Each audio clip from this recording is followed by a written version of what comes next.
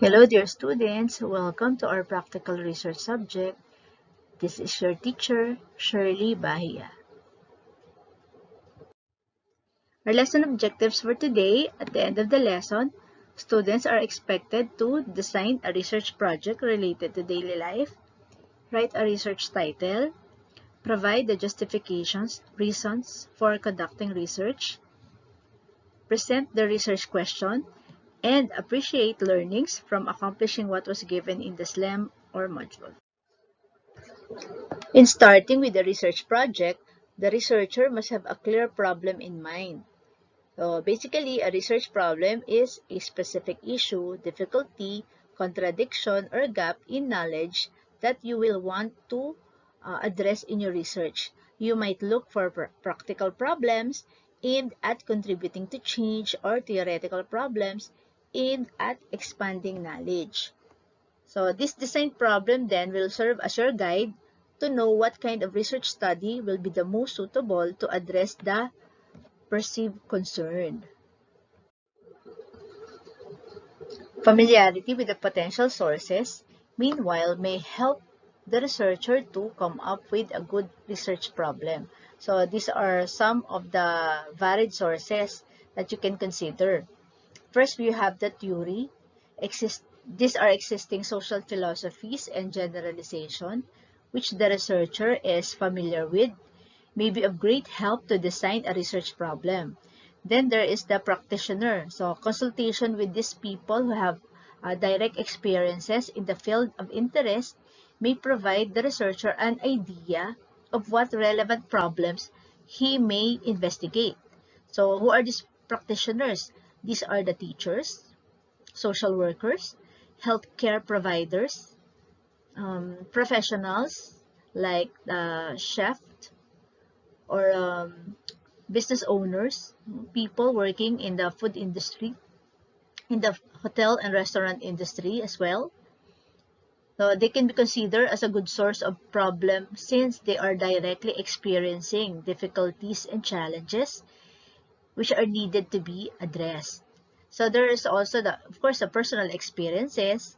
So daily experiences can provide the researcher an idea of what problems needs solutions. And then the relevant literature. So an extensive and thorough review of literature and studies relevant to the problem interest of the researcher may enable him to come up with a potential study.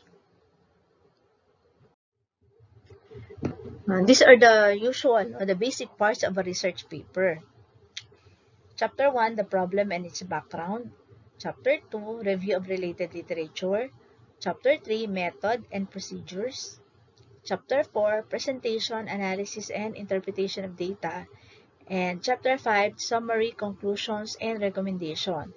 Others, which include the biography, the bibliography, appendices, and all other papers or documents related to your studies.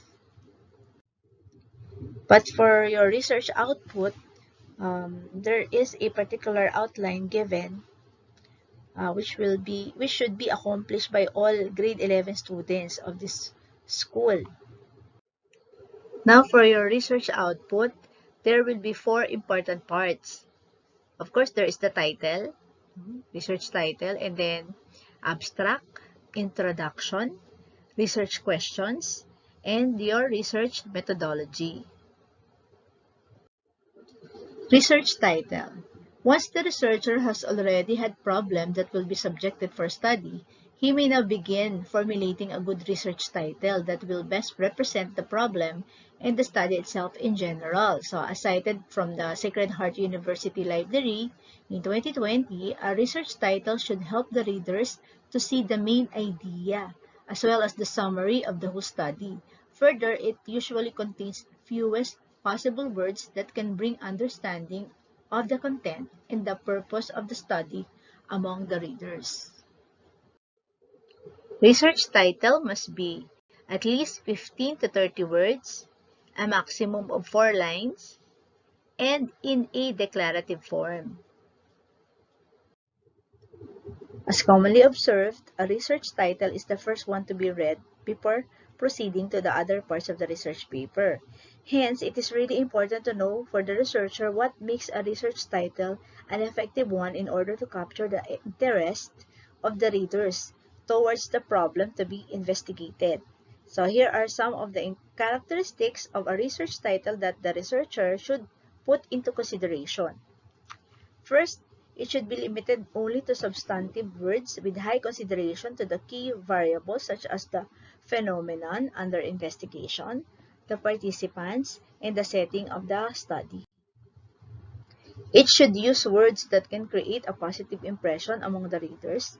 Avoid using abbreviation as well as some word constructions such as method, result, investigation. It should also be in the form of a phrase with correct use of capitalization. That is, the first letter appeared in the title as well as the first letter of each noun word should be capitalized. It should be concise by adequately implying the participants and the coverage of the study. Examples of actual research studies. Similar with all other parts of the research paper, the title must be carefully formulated. So other existing research titles may serve as a basis, especially for beginning researchers.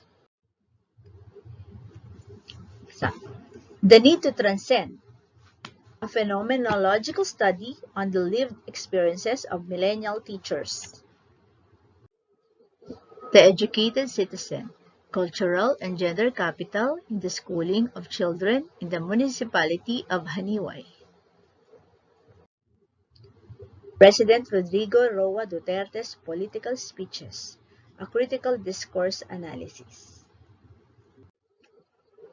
For the abstract, this is written last and should be 200 to 250 words only. Discussion are as follows. Indicate the overall purpose of the study and the research problem or problems that researcher is investigating, major findings or trends found as a result of your analysis. Conclusion and recommendation may also be included, but is optional. It should also include 5 keywords used in the study with the name of the school. Reminder, it should only be 1 page. The 5 keywords should be written after the abstract, double space, key in the keywords to get including the name of the school. Now we proceed to introduction. Points and sequence of discussion. First paragraph should provide description, illustration, narration, or dialogue of your research topic. This should be interesting and specific. Remember, each paragraph should at least have 20 sentences. Second paragraph, cite gaps and issues pertaining to the research topic. This should include issues or concerns or its effect on the particular situations or phenomenon. Third paragraph, provide the purpose of the study using the gaps, issues as the primary reason why you are conducting the research. Fourth paragraph, provide the significance of your study or its contribution to the teaching and learning or to the body of knowledge. What is the relevance or importance of your study? And who will be the beneficiary? Who will benefit from the findings that you're gonna have on your study? Other, last paragraph. In the introduction, it should also include theories, definitions relative to the study. You should cite up-to-date literature and previous studies relative to your topic. Reminder, related literature. For every person, there should at least be 5 readings, 3 literature, and 2 articles. Citation will be APA 7th edition. Readings, which should be found on your study, should at least be those issued or published within 10 years, now meaning 2011 up to present. Reminder, in every paragraph, smooth transition in between paragraphs is necessary. Therefore, it should be concise, it should be comprehensive, and organized. Now we go to the research question. It's important to focus on a single phenomenon or concept. So, sub-problems are used so that the main question can be managed easily. Sub-problems are used in order to support your main problem. So, statement of the problem, and then after statement of the problem, you write you follow it up with 3 sub-problems. Okay, for example, this one, statement of the problem, the need to have a safer, comfortable, and helpful walk or transfer of students from place to place in the UST campus. Sub-questions. What kind of covered path should UST construct in the campus? What materials are needed for the construction of the covered pathway in the UST campus? In what way can the covered pathway link all buildings in the campus?